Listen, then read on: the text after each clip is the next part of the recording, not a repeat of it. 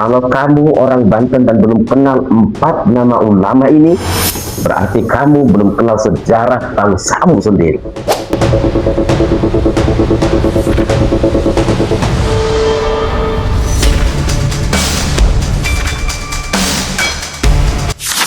Assalamualaikum warahmatullahi wabarakatuh. Sahabat RDN yang dirahmati Allah Subhanahu wa taala. Pernah nggak sih kalian kepikiran kenapa sih banyak banget ulama besar lahir dari Banten? Mulai dari pendiri NU, pendiri Muhammadiyah, sampai Imam Masjidil Haram. Semua punya satu benang merah. Nah, video kali ini kita akan membedah 4 ulama Banten yang ilmunya ngalir sampai ke seluruh Nusantara. Maka dari itu, tonton video ini sampai habis.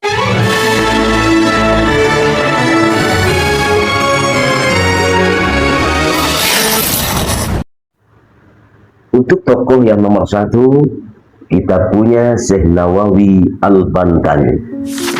Kita mulai dari yang paling senior.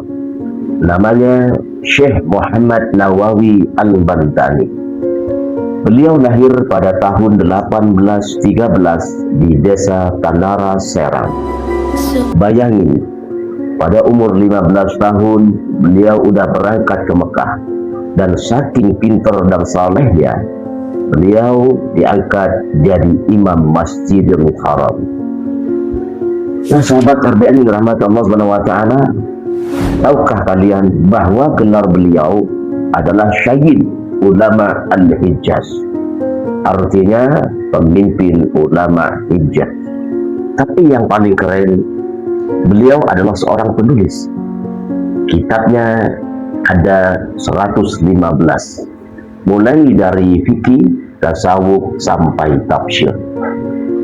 Tafsirnya yang paling terkenal namanya Marah Ladid, dan ini satu-satunya tafsir berbahasa Arab yang ditulis oleh orang Indonesia.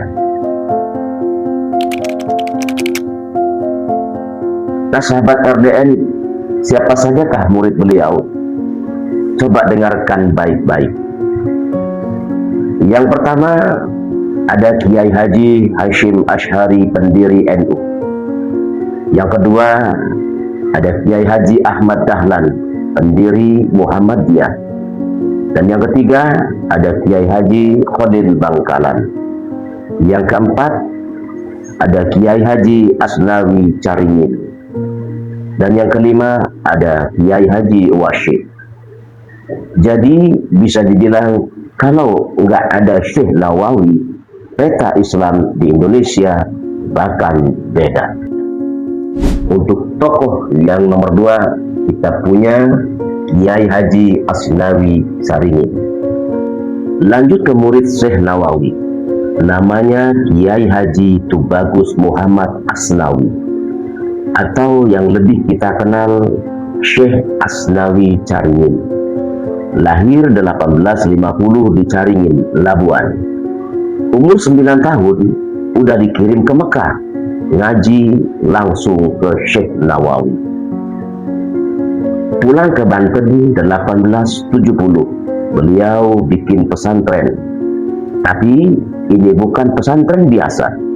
Di sini ngajar fikih, tasawuf, plus ilmu bela diri. Makanya beliau dijuluki ulama pendekar. Nah, kenapa? Karena pada zaman Belanda, dan Syekh Asnawi nggak diam aja. Beliau ngumpulin para jawara Banten buat ngelawan tuh penjajah.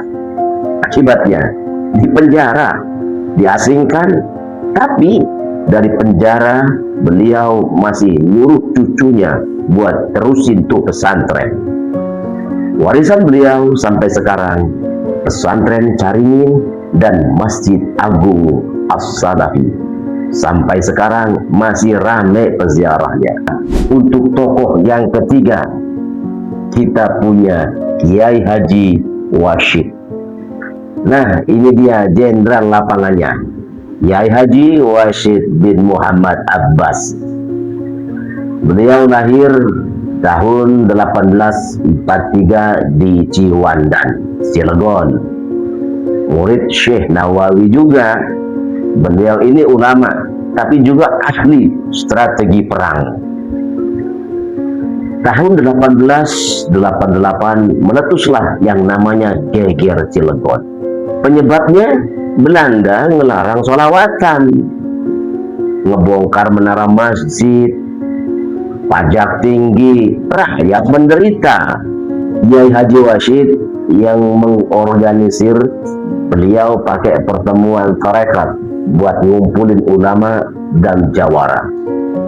Terus nyerang barak Belanda tanggal 9 Juli 1888. Sayangnya para sahabat RDN, beliau gugur di tanggal 30 Juli 1888. Umur beliau kala itu 44 tahun.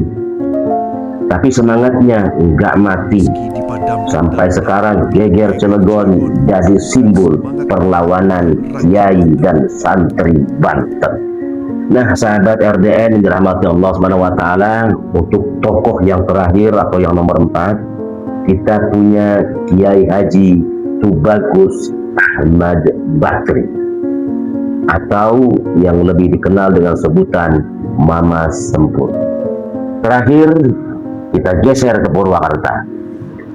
Namanya Kiai Haji Tubagus Ahmad Bakri, dipanggil Mama Sempur. Beliau lahir pada tahun 1839. Kakeknya qadi di Kesultanan Banten. Tapi ayahnya hijrah ke Purwakarta. Mama Sempur juga ngaji ke Mekah. Dan guru utamanya Syekh Nawawi Al-Bantani. Beliau pulang tahun 1911. Beliau mendirikan pondok pesantren As-Salafiyah di Sempur, Pleret. Ini pesantren tertua di Purwakarta. Beliau produktif banget, menulis 80 kitab. Bahasa Sunda, Arab, Pegon. Isinya semua akidah, fikih, tasawuf. Di Jawa Barat, beliau jadi rujukan tarekat Qadiriyah Naqsabandiyah. Sahabat RDN rahmati Allah Subhanahu wa taala, beliau wafat pada tahun 1975. Kala itu usia beliau 140 tahun. Makamnya di Sempur sampai sekarang jadi tempat haul akbar tiap tahun. Nah, teman-teman RDN, dari 4 nama ini kita bisa lihat polanya. Banten itu bukan cuma soal jawara dan debus, tapi pusat lahirnya ulama yang ilmunya nyampe ke Mekah dan balik lagi nguatin Nusantara. Syekh Nawawi ngajarin ilmu, Kiai Haji Asnawi ngajarin ilmu plus bela diri, Kiai Haji Wasyid ngajarin jihad, Mama Sempur ngajarin sabar nyebar ilmu.